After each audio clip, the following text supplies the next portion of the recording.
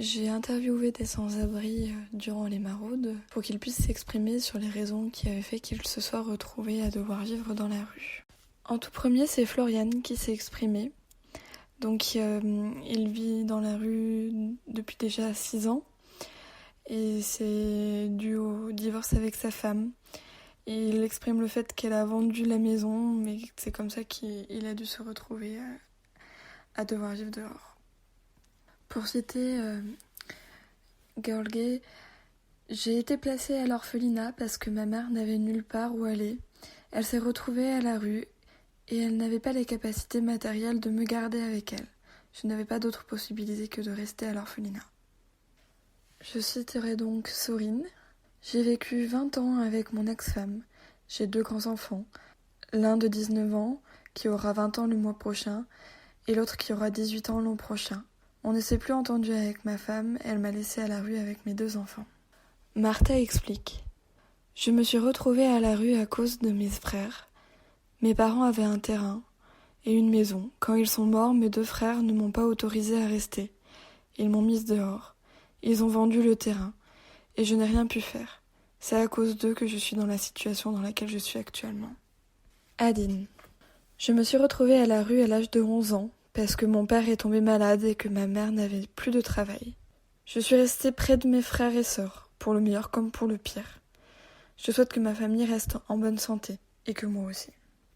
Girl Gay. Je viens d'un petit village et je me suis retrouvée sans famille. J'ai une famille, j'ai un garçon, une petite fille. Mais ils sont partis et je ne parviens pas à rester en contact avec eux. Avant, j'avais des liens avec mon fils, mais il est parti en Hollande.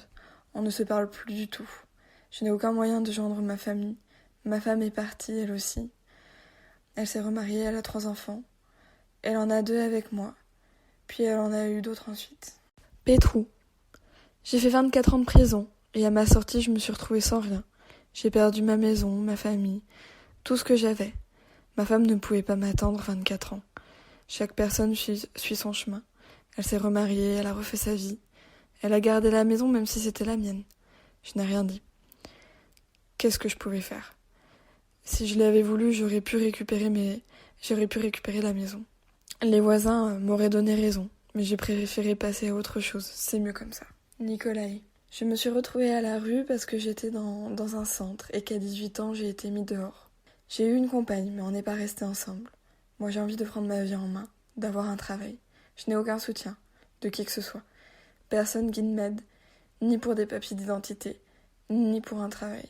Ce qui me permettrait d'avoir un endroit où me coucher le soir. Moi, je me couche tard, car si je me couche à 20h, je sais que j'aurai froid aux pieds notamment. Ce que je souhaite vraiment, c'est être un homme debout, avoir une famille et un travail. C'est ce que je demande à Dieu. Je me suis retrouvée à la rue parce que j'ai été placée. Je n'ai pas de parents. Ma mère ne pouvait pas prendre soin de moi.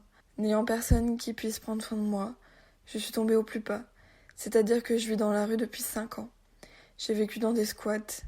Des gens m'ont aidée et m'ont donné des vêtements, de la nourriture. Lazare. J'ai travaillé 35 ans. Un vrai travail déclaré. J'ai vécu en couple. Je me suis retrouvée à la rue parce que j'ai laissé la maison à mes 3 enfants et à ma femme, plutôt que eux se retrouvent à la rue. J'ai préféré que ce soit moi. Maintenant, je pourrais avoir une retraite. Si Emmaüs m'aide, je pourrais obtenir une retraite, j'ai suffisamment d'ancienneté. Mais je n'ai pas d'argent pour obtenir les documents nécessaires. Il faut que je retourne là où j'ai travaillé pour avoir des documents dans la vallée du Joux. C'est loin. Car j'ai travaillé 10 ans dans une mine là-bas. On m'envoie aller chercher les documents justificatifs là-bas, c'est des certificats, à un autre endroit. Oui, mais moi, comment je fais pour y aller, payer le transport, alors que je vis dans la rue ? Ovidiu. Je me suis retrouvée dans cette situation parce qu'en 1994, j'ai divorcé. Je suis alors retournée vivre chez ma mère, dans le département de Vaslui.